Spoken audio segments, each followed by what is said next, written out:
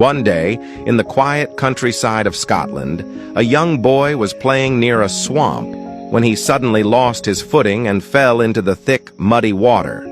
The more he struggled, the deeper he sank. Terrified, he screamed for help, his cries echoing across the open fields.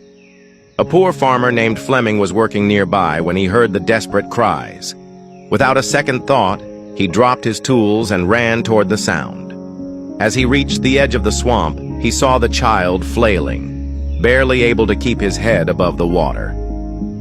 Thinking quickly, Fleming grabbed a long, sturdy branch, waded into the muddy ground, and stretched it toward the boy. With great effort and at the risk of his own life, he managed to pull the child to safety. Exhausted but relieved, he helped the boy to his feet and sent him home. The next day, a luxurious car stopped in front of Fleming's modest hut. A wealthy man stepped out, approached the farmer, and said, "I am the father of the child you saved yesterday. I cannot thank you enough for saving my son's life. I know I can never truly repay you, but is there anything I can do for you?" The farmer, touched by the man's gratitude, replied, "I appreciate your kindness, but I cannot accept money for something I did out of humanity." At that moment, the farmer's young son appeared at the door of the hut. Seeing the boy and noticing the humble conditions in which the farmer lived, the wealthy man had an idea. He said, "If you won't accept money, then let me offer something else.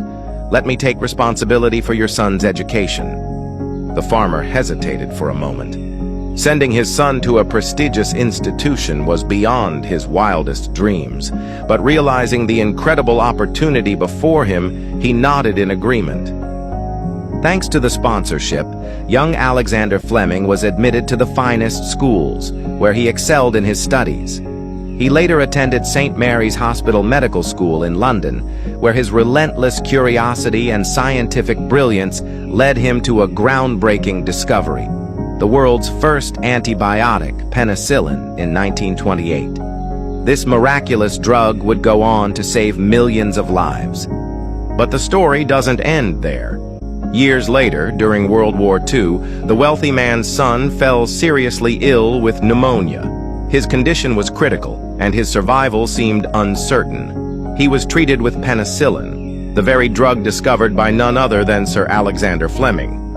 That wealthy man's son was none other than Winston Churchill, who later became the Prime Minister of Britain twice. This story is a powerful reminder that kindness has a way of coming full circle. A selfless act, done without expectation of reward, can return in ways one could never imagine. Do good for others, not for recognition, but because it is the right thing to do. One day that kindness may find its way back to you in the most extraordinary way.